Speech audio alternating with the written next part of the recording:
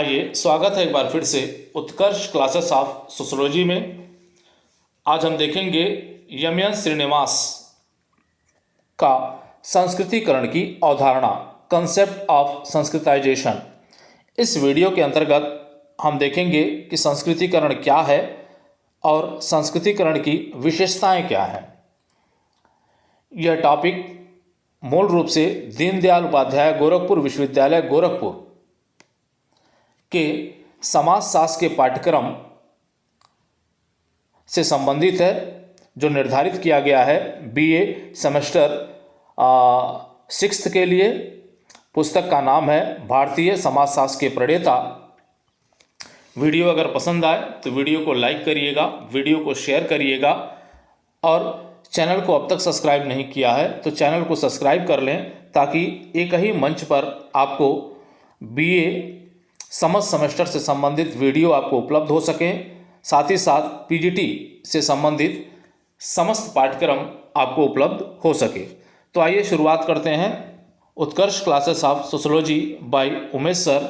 तो जैसा कि आपको बताया गया कि आज का हमारा टॉपिक है एम श्रीनिवास का संस्कृतिकरण की अवधारणा। तो आइए शुरुआत करते हैं। संस्कृतिकरण की अवधारणा का सर्वप्रथम उल्लेख अंतर्राष्ट्रीय ख्याति प्राप्त भारतीय समाजशास्त्री मैसूर नरसिम्हाचार्य श्रीनिवास अर्थात एम श्रीनिवास 1916-1999 ने अपनी पुस्तक religion and society among the Coorgs of South India 1952 में किया है। भारतीय हिंदू समाज का संरचनात्मक आधार जाति है, अतः श्रीनिवास ने संस्कृतिकरण की अवधारणा के माध्यम से भारतीय समाज में जाति संरचना एवं संस्करण में होने वाले परिवर्तन को स्पष्ट करने का प्रयास किया है। अब यहाँ देखें तो जो संस्कृतिकरण की अवधारणा है वह अवधारणा दी गई है मैसूर नरसिम्हाचार्य श्रीनिवास के द्वारा, जिन्हें हम शॉर्ट फॉर्म में एम श्रीनिवास के नाम से जानते हैं। इनका जन्म सन 1916 तथा इनकी मृत्यु सन 1999 में हुई थी। अब यहाँ पे आप देखें तो जो संस्कृतिकरण शब्द है, इस शब्द का पहली बार प्रयोग एम श्रीनिवास के द्वारा religion and society among the Coorgs of South India नामक पुस्तक में किया गया था, जो प्रकाशित हुई थी 1952 में। और इसी अवधारणा ने एम श्रीनिवास को अंतर्राष्ट्रीय प्रसिद्धि दिलाई। अब यहाँ पे आप देखें तो जो भारतीय हिंदू समाज का जो संरचनात्मक आधार हम देखें तो वह आधार जो है जाति है। इसी कारण से एम श्रीनिवास ने अपने संस्कृतिकरण की अवधारणा के माध्यम से क्या किया जो है कि भारतीय समाज की जाति संरचना और उसके संस्करण में होने वाले परिवर्तन को स्पष्ट करने का प्रयास किया। इसका मतलब है कि संस्कृतिकरण की अवधारणा के माध्यम से एम श्रीनिवास ने क्या किया कि भारतीय जाति संरचना और उसके संस्करण में होने वाले परिवर्तन को व्यक्त करने का प्रयास किया है, बताने का प्रयास किया है। चलिए आगे हम देखें तो भारतीय समाज में सामान्य विश्वास है कि जाति बंद वर्ग है, अतः इस आधार पर जाति व्यवस्था के अंतर्गत किसी भी जाति को अपने लिए निर्धारित व्यवहार के तरीकों, नियमों और व्यवसायों में परिवर्तन करने की अनुमति नहीं है। तो यहाँ पे आप देखिए कि भारतीय समाज के विश्वास के अनुसार हम देखें, दृष्टिकोण के अनुसार हम देखें तो ये माना जाता है कि जाति एक बंद वर्ग है। मजुमदार ने यह कहा है कि जाति एक बंद वर्ग है। इसका मतलब है कि जाति के अंतर्गत या हम अपनी जाति में किसी भी प्रकार का कोई परिवर्तन नहीं कर सकते। इसका मतलब है कि व्यक्ति जिस जाति में जन्म लिया है आजीवन उसी का सदस्य वो बना रहेगा, उसमें किसी भी प्रकार का कोई परिवर्तन वो नहीं कर सकता। और जहाँ तक भारतीय समाज की हम बात करें तो प्रत्येक जातियों के लिए निर्धारित व्यवहार के तरीके हैं, कुछ नियम हैं, कुछ व्यवसाय उनके लिए निर्धारित किए गए हैं और इनमें व्यक्ति चाहकर भी किसी भी प्रकार का परिवर्तन नहीं कर सकता या समाज किसी भी प्रकार का परिवर्तन करने की कोई अनुमति नहीं इसी वजह से जो है जाति को एक बंद वर्ग के रूप में हम जानते हैं। किंतु एम श्रीनिवास ने दक्षिण भारत में मैसूर क्षेत्र के गांव रामपुरा, जिसका वास्तविक नाम कोढ़कहल्ली था, में स्थित कुर्गों का अध्ययन संरचनात्मक प्रकार्यात्मक परिप्रेक्ष्य के अंतर्गत किया तथा इस अध्ययन में पाया कि जातियों में गतिशीलता संभव है। यह मान लेना कि जाति गतिहीन है गलत है। अब यहाँ पे जहाँ हम देख रहे हैं कि जाति एक बंद वर्ग है, इसमें किसी भी प्रकार का कोई परिवर्तन नहीं हो सकता, वहीं एम श्रीनिवास ने क्या किया कि दक्षिण भारत के मैसूर क्षेत्र के गांव जो रामपुरा नाम रखा गया का अध्ययन किया। और इस रामपुरा गांव का जो वास्तविक नाम था, जो सही नाम था उसका, वो है कोडक हल्ली नाम था, जिसको रामपुरा कहा गया, का अध्ययन किया। और किसका अध्ययन किया? तो कुर्गों का अध्ययन किया। किस परिप्रेक्ष्य के आधार पर किया? तो संरचनात्मक प्रकार्यात्मक परिप्रेक्ष्य के आधार पर किया। और इस अध्ययन के अंतर्गत इन्होंने जो निष्कर्ष पाया, उस निष्कर्ष के आधार पर कहा कि जातियों में गतिशीलता संभव है, जातियों में परिवर्तन या गतिशीलता संभव है, और यह मान लेना कि जाति गतिहीन है, यह गलत है। अब एम.एन. श्रीनिवास ने जाति एक बंद वर्ग के विपरीत कहा कि जो है जाति गतिशीलता संभव है, और यह मान लेना कि जाति गतिहीन है, ये गलत है। ये इन्होंने बताने का प्रयास किया। कहाँ का अध्ययन किया था? तो रामपुरा, जिसका वास्तविक नाम क्या था? कोडक हल्ली। और किसका अध्ययन किया था? तो कुर्गों का अध्ययन किया था। तो यहाँ पे आप देखें कि महत्वपूर्ण प्रश्न जो 1 नंबर के यहाँ पे बन जाते हैं, वो महत्वपूर्ण प्रश्न बन जाते हैं कौन से? तो एम.एन. श्रीनिवास ने दक्षिण भारत के मैसूर क्षेत्र के किस गांव का अध्ययन किया है? तो रामपुरा गांव का अध्ययन किया है। यहाँ पे आप देखिए रामपुरा का वास्तविक नाम क्या है? तो कोडक हल्ली नाम है। तो ये किस परिप्रेक्ष्य के आधार पर किया है? तो संरचनात्मक प्रकारात्मक परिप्रेक्ष्य के आधार पर किया है। और किसने माना कि जातियों में गतिशीलता संभव है? तो एम.एन. श्रीनिवास ने माना है। तो ये जो है कुछ महत्वपूर्ण 1 नंबर के प्रश्न आपके लिए बन जाते हैं। चलिए आगे देखें हम। इसी जातीय गतिशीलता को प्रदर्शित करने के लिए एम.एन. श्रीनिवास ने सर्वप्रथम ब्राह्मणीकरण शब्द का प्रयोग सन 1952 में प्रकाशित अपनी पुस्तक दक्षिण भारत के कुर्गों में धर्म और समाज, religion and society among the Coorgs of South India 1952 में किया। जैसा कि इस पुस्तक का नाम पहले ही बताया गया है। तो यहाँ पे आप देखें तो जैसे कि एम.एन. श्रीनिवास ने कहा कि जातियों में गतिशीलता संभव है, और इसी जातीय गतिशीलता को प्रदर्शित करने के लिए एम.एन. श्रीनिवास ने एक शब्द का प्रयोग किया, और वो शब्द था ब्राह्मणीकरण। और इस शब्द का प्रयोग सन 1952 में किया गया। और किस पुस्तक में किया गया? तो वो दक्षिण भारत के कुर्गों में धर्म और समाज, religion and society among the Coorgs of South India 1952 में किया गया था।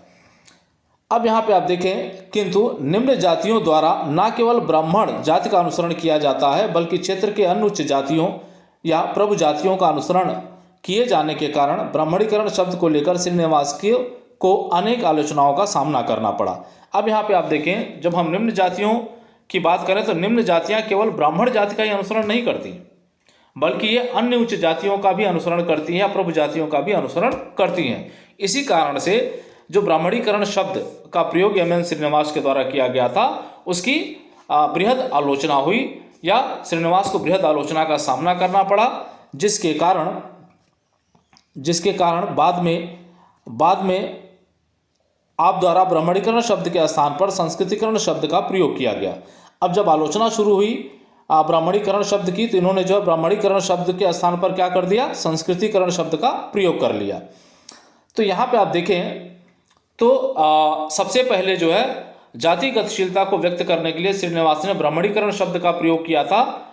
कहाँ किया था? तो अपनी पुस्तक religion and society among the Coorgs of South India में किया था, जो प्रकाशित हुई थी 1952 में। लेकिन ये देखा गया कि निम्न जातियाँ जो है केवल ब्राह्मण जाति का ही अनुसरण नहीं करती, बल्कि अन्य जातियों का भी अनुसरण करती हैं या प्रभु जातियों का अनुसरण करती हैं, जिसके कारण से जो है एम.एन. श्रीनिवास की आलोचना हुई। इस आलोचना को देखते हुए उन्होंने ब्राह्मणीकरण शब्द को हटाकर संस्कृतिकरण शब्द का प्रयोग किया। अब यहाँ पे देखें तो वैसे ब्राह्मणीकरण की अवधारणा का सर्वप्रथम प्रयोग ए अयप्पन द्वारा किया जा चुका था, जिसका उल्लेख स्वयं श्रीनिवास ने अपनी पुस्तक में किया है।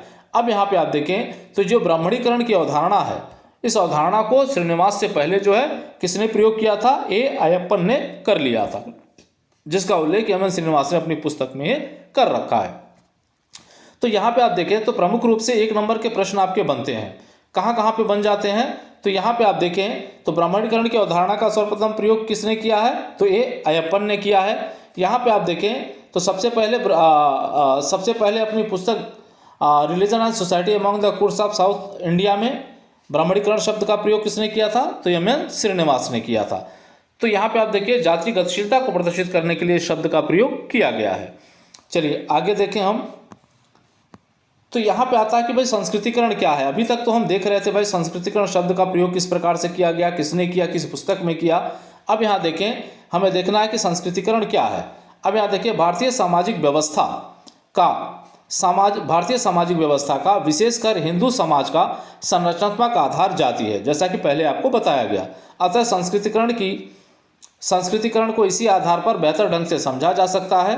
श्रीनिवास द्वारा जाति गतिशीलता के रूप में अपनी पुस्तक religion and society among the Coorgs of South India 1952 में संस्कृतिकरण को परिभाषित करते हुए लिखा गया है कि संस्कृतिकरण वह प्रक्रिया है जिसके द्वारा कोई निम्न हिंदू जाति या जनजाति अथवा अन्य समूह किसी उच्च और प्रायः द्विज जाति के समान अपने रीति रिवाज, कर्मकांडों, विचारधारा और जीवन पद्धति को बदलने लगता है। अब यहाँ देखें तो भारतीय सामाजिक व्यवस्था का जो संरचनात्मक आधार है वो पहले आपको बताया गया कि जाति है। अतः अगर हम संस्कृतिकरण को समझना चाहते हैं तो निश्चित रूप से हम इसे भारतीय जातीय संरचना के आधार पर ही समझ सकते हैं। अब यहाँ देखें तो श्रीनिवास ने क्या किया, जो है जातीय गतिशीलता को निरूपित करने के लिए, व्यक्त करने के लिए अपनी पुस्तक religion and society among the Coorgs of South India 1952 में संस्कृतिकरण को परिभाषित करने का प्रयास किया। और संस्कृतिकरण को परिभाषित करते हुए इन्होंने कहा कि संस्कृतिकरण एक प्रक्रिया है जिसके द्वारा कोई निम्न हिंदू जाति, अब यहाँ बाधा इन्होंने कि निम्न हिंदू जाति को ही ये बांध रहे हैं जो है, तो ये कहते हैं कि संस्कृतिकरण एक प्रक्रिया जिसके द्वारा कोई निम्न हिंदू जाति करती क्या है, तो कोई निम्न हिंदू जाति या इन्होंने जनजाति को शामिल किया अथवा अन्य समूह क्या करता है, किसी उच्च में प्रायः इन्होंने कहा कि द्विज जाति के समान, द्विज जाति की तरह ही अपने रीति रिवाज, कर्मकांड, विचारधारा और जीवन पद्धति को बदलने लगता है।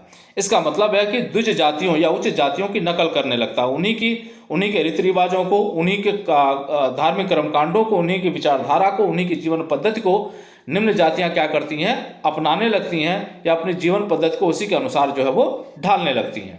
साफ तौर पे आप देखें तो क्या करती हैं कि निम्न जातियां क्या करती हैं, उच्च जातियों की नकल करती हैं। किसकी नकल करती हैं, तो वो उनके जीवन पद्धतियों की नकल करती हैं, उनके रीति रिवाजों की नकल करती हैं, उन्हें धार्मिक कर्मकांडों की नकल करती हैं, उनकी विचारधाराओं की नकल करती हैं और नकल करके अपने आप को बेहतर करने का प्रयास करती हैं। चलिए यहाँ पे एक नोट दिया गया है, देख लें कि द्विज जातियाँ क्या हैं, अक्सर संशय में पड़ जाता है व्यक्ति। तो यहाँ पे आप देखें, द्विज का शाब्दिक अर्थ होता है 2 बार जन्म लेने वाला। द्विज का शाब्दिक अर्थ क्या होता है, तो 2 बार जन्म लेने वाला।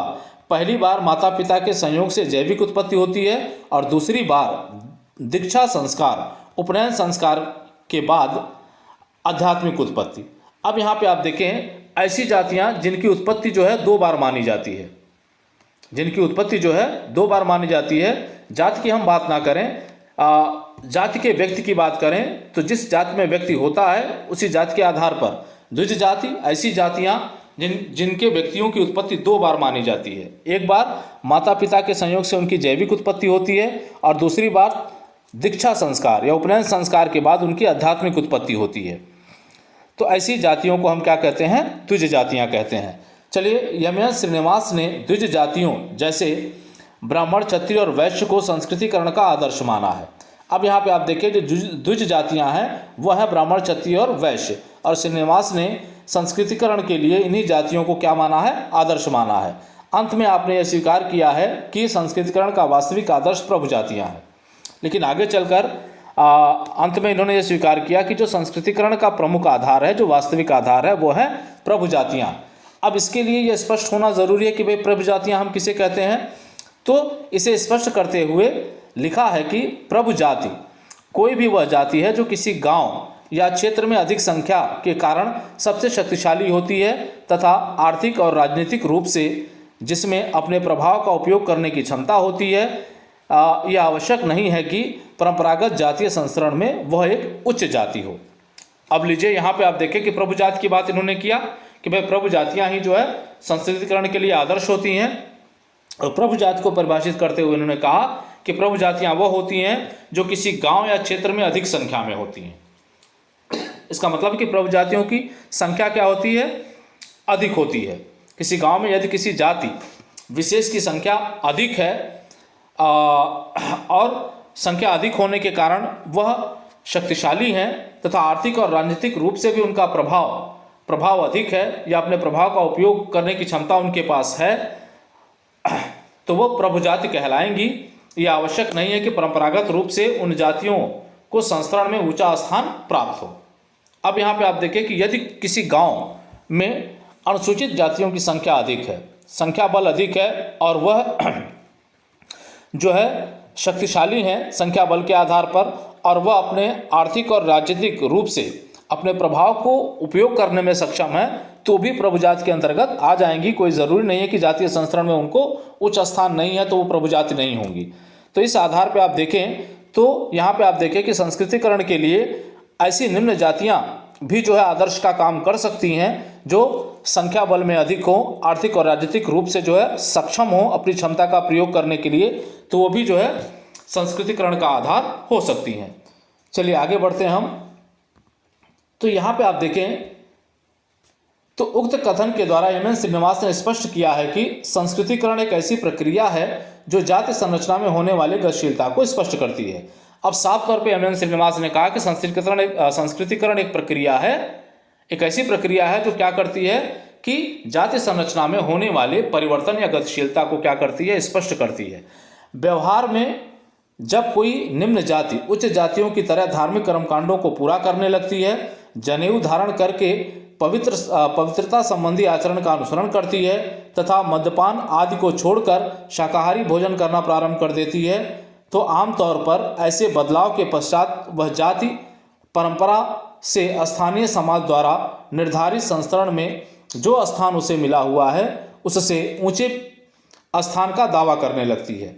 अब यहाँ पे आप देखें कोई भी निम्न जाति जब अपने व्यवहार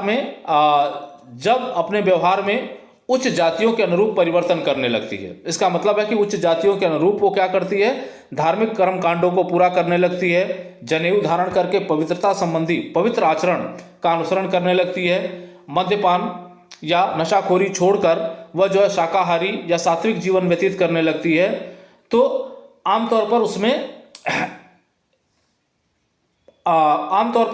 उसके जीवन पद्धतियों में, उसकी संस्कृति में बदलाव जो है वो देखने को मिलता है। और इस बदलाव के बाद जो ये बदलाव होता है, उस बदलाव के बाद वह निम्न जाति क्या करती है, परंपरागत रूप से जो उसकी स्थिति निर्धारित की गई है समाज में, उस स्थिति से ऊपर की स्थिति का दावा करने लगती है। कहने का मतलब है कि अपने जीवन पद्धतियों में उच्च जातियों के अनुरूप परिवर्तन करके वो क्या करती है कि समाज में ऊंचे स्थान का दावा करने लगती है। आगे देखें हम तो साधारणतः लंबे समय तक प्रयास करने के बाद अर्थात 1-2 पीढ़ियों तक दावा किए जाने के बाद ही उसे स्वीकृति मिल पाती है।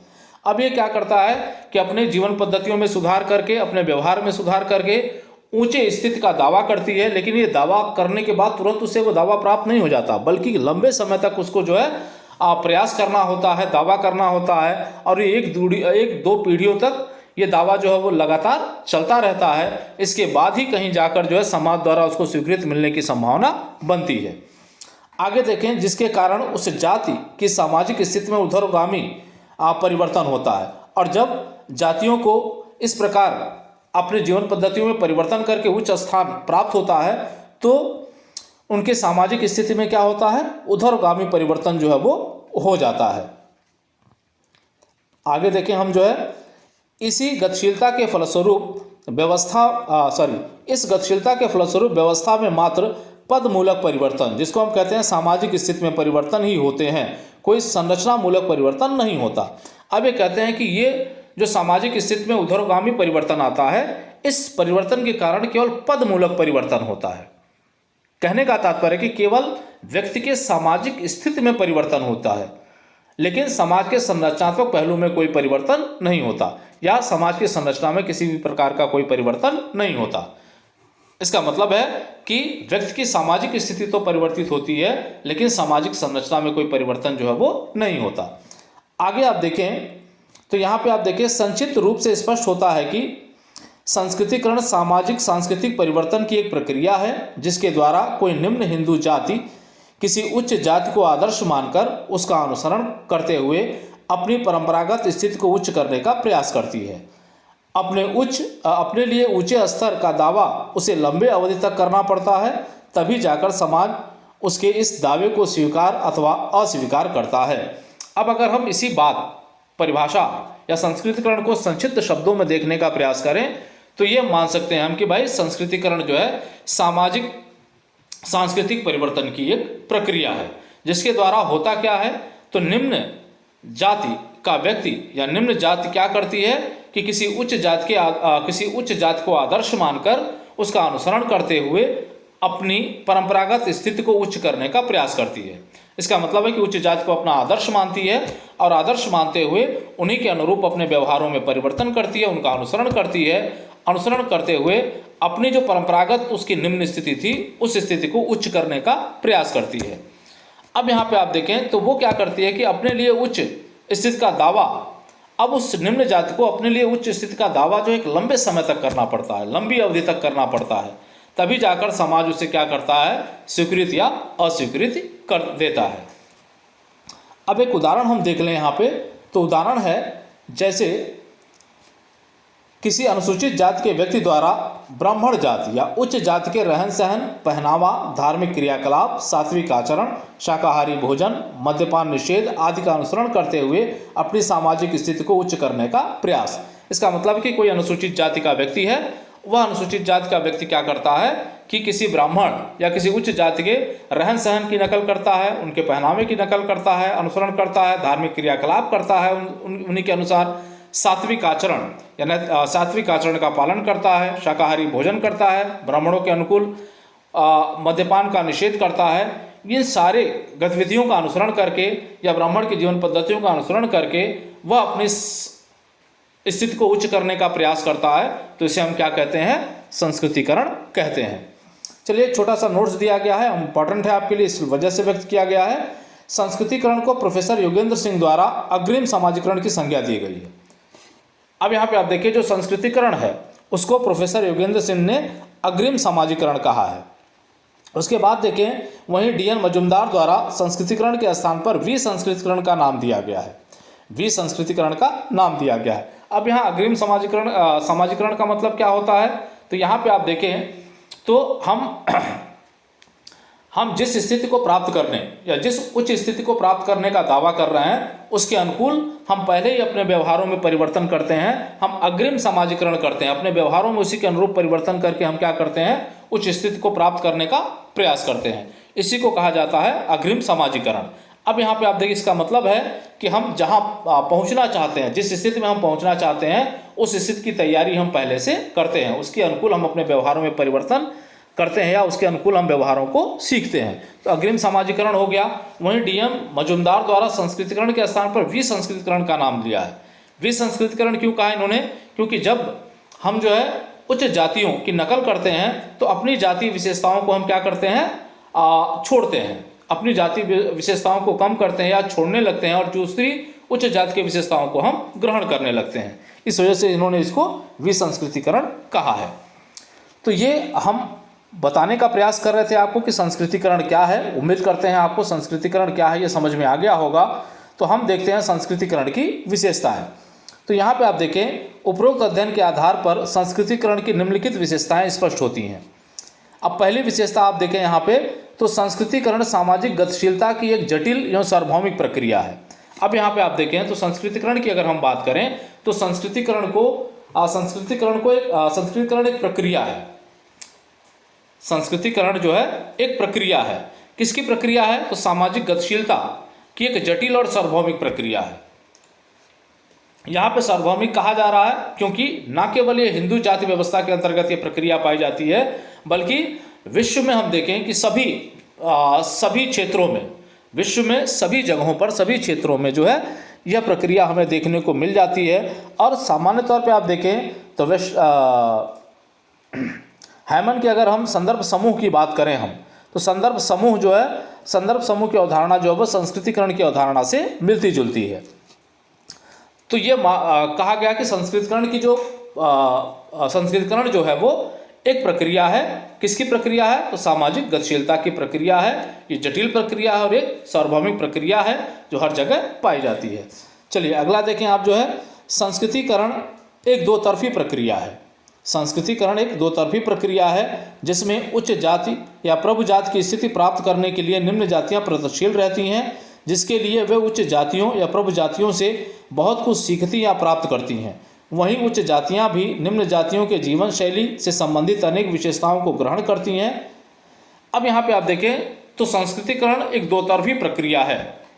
संस्कृतिकरण एक दो तरफी प्रक्रिया है जिसमें होता क्या है कि उच्च जाति या प्रभु जाति की स्थिति प्राप्त करने के लिए, उच्च जातियों की स्थिति प्राप्त करने के लिए निम्न जातियां क्या करती हैं, प्रयत्नशील रहती हैं। इसके लिए वह उच्च जाति या प्रभु जातियों से बहुत कुछ सीखती हैं और उनसे बहुत कुछ प्राप्त करती हैं। वहीं जो उच्च जातियां भी क्या करती हैं कि निम्न जातियों से या निम्न जातियों के जीवन शैलियों से संबंधित कुछ ना कुछ चीज़ें या कुछ ना कुछ विशेषताएं प्राप्त करती हैं या ग्रहण करती हैं या सीखती हैं उनसे। इसका मतलब है कि जहां निम्न जातियां उच्च जातियों से सीखती हैं, वहीं उच्च जातियां निम्न जातियों से भी कुछ न कुछ जो है वो सीखती हैं। यह है कि मात्रा में अंतर हो सकता है कि उच्च जातियां निम्न जातियां उच्च जातियों से अधिक सीखती हैं, वहीं निम्न जातियों से उच्च जातियां जो है कुछ कम सीखती हैं। लेकिन यह दो तरफी प्रक्रिया, दोनों तरफ प्रभाव जो है वो पड़ता है, दोनों एक दूसरे से कुछ न कुछ सीखते हैं। लेकिन जब हम बात करते हैं एम.एन. श्रीनिवास का, तो एम.एन. श्रीनिवास का मानना है कि संस्कृतिकरण जो है वह एक तरफी प्रक्रिया है। एक तरफी प्रक्रिया, तरफी कर लीजिएगा यहाँ पे, एक तरफी प्रक्रिया है। तो एम.एन. श्रीनिवास संस्कृतिकरण को एक तरफी प्रक्रिया मानते हैं। चलिए अगला देखें आप, जो है तीसरा है संस्कृतिकरण में निम्न जातियों द्वारा उच्च जातियों या प्रभु जातियों का अनुसरण कर जातीय संस्करण में अपने लिए उच्च स्थिति का दावा किया जाता है। अब यहाँ देखिए संस्कृतिकरण एक प्रक्रिया है। इस प्रक्रिया में होता क्या है कि निम्न जातियाँ क्या करती हैं, निम्न जातियों द्वारा उच्च जातियों या प्रभु जातियों का अनुसरण कर जो है अपने लिए उच्च स्थिति का दावा किया जाता है। ये विशेषता है एक संस्कृतिकरण का। मतलब कि संस्कृतिकरण में निम्न जातियाँ क्या करती हैं, उच्च जातियों का अनुसरण करके अपने लिए उच्च स्थिति का दावा प्रस्तुत करती हैं। चलिए अगला देखें, चौथा हम देखें तो संस्कृतिकरण द्वारा समाज में पद मूलक परिवर्तन, सामाजिक स्थिति में परिवर्तन होता है, ना कि संरचनात्मक परिवर्तन।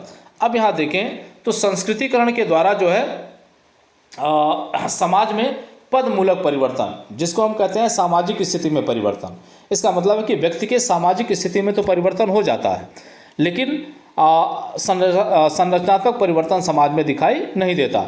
इसका मतलब है कि व्यक्ति क्या करता है कि अपने जीवन पद्धतियों में परिवर्तन करके जो है उच्च स्थिति तो प्राप्त कर लेता है। उच्च जातियों की नकल करके उनकी जीवन पद्धतियों को अपनाकर वो जो है समाज में उच्च स्थिति तो प्राप्त कर लेता है, लेकिन समाज में इससे कोई संरचनात्मक परिवर्तन दिखाई नहीं देता। चलिए अगला देखें हम, तो पांचवा देखें हम, तो संस्कृतिकरण के द्वारा सांस्कृतिक परिप्रेक्ष्य में उधरगामी गतिशीलता देखने को मिलती है, जबकि सामाजिक परिप्रेक्ष्य में क्षैतिज गतिशीलता देखने को मिलती है। अब यहाँ पे आप देखें तो एक विशेषता यह है कि संस्कृतिकरण के द्वारा जो है जो सांस्कृतिक परिप्रेक्ष्य में उधरगामी गतिशीलता देखने को मिल जाती है। इसका मतलब है कि लोगों के जीवन पद्धतियों में उधरगामी तीव्र गति से परिवर्तन आपको दिखाई देगा, उधरगामी उच्चता की ओर उच्चतम परिवर्तन आपको देखने को मिल जाता है। इसका मतलब कि बृहद परिवर्तन आपको जो है जीवन पद्धतियों या जीवन के ढंग में देखने को मिल जाता है। लेकिन जब सामाजिक परिप्रेक्ष्य की अगर हम बात करें तो समाज में उधरगामी परिवर्तन ना होकर समाज में क्षैतिज परिवर्तन होता है, क्योंकि आप देखें कि जातीय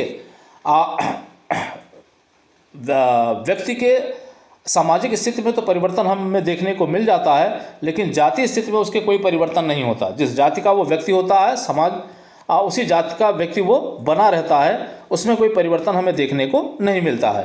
तो इस वजह से सामाजिक परिप्रेक्ष्य में केवल क्षैतिज गतिशीलता आती है, लेकिन जहाँ तक सांस्कृतिक परिप्रेक्ष्य की हम बात करें, जीवन जीने के ढंग की बात करें, तो उसमें उधरगामी गतिशीलता देखने को मिल जाती है। चलिए अगला देखें आप, छठवां है तो संस्कृतिकरण का संबंध केवल हिंदू जातियों तक सीमित ना होकर अन्य जातियों से भी संबंधित है। तो यहाँ पे आप देखें कि संस्कृतिकरण का जो संबंध है यह केवल हिंदू जातियों से संबंधित नहीं है, बल्कि यह अन्य जातियों से भी संबंधित है। चलिए अगला देखिए आप, सातवां हमारा है, अंतिम विशेषता है, संस्कृतिकरण की प्रक्रिया निर्बाध विरोध रहित नहीं होती। निर्बाध या विरोध रहित नहीं होती। जब कोई निम्न जाति उच्च जाति की सांस्कृतिक परंपराओं का अनुसरण प्रारंभ करती है तो कुछ समय तक उच्च जातियों के विरोध का सामना करना पड़ता है। अब यहाँ पे आप देखें कि अगर ये माना जाए कि संस्कृतिकरण की प्रक्रिया निर्विरोध होती है तो ऐसा नहीं है। संस्कृतिकरण की प्रक्रिया विरोध रहित नहीं होती। इसका मतलब कि संस्कृतिकरण की प्रक्रिया को विरोध का सामना करना पड़ता है। जब भी कोई निम्न जाति जो उच्च जाति की सांस्कृतिक परंपराओं का अनुसरण करना प्रारंभ करती है तो उच्च जातियाँ क्या करती हैं, इसका विरोध करना प्रारंभ कर देती हैं। लंबे समय तक जब निम्न जातियाँ अपना दावा मजबूत करते रहती हैं तो उच्च जातियाँ जो इसको स्वीकृत करने के लिए तैयार होती है या बाध्य हो जाती हैं। तो ये विशेषताएं रही। उम्मीद करते हैं कि ये वीडियो आपके लिए उपयोगी साबित होगा। वीडियो अगर पसंद आए तो वीडियो को लाइक करिएगा, वीडियो को शेयर करिएगा और चैनल को अब तक सब्सक्राइब नहीं किया है तो चैनल को सब्सक्राइब कर लें ताकि आने वाले वीडियोस का नोटिफिकेशन आपको मिलते रहे। जय हिंद, जय भारत।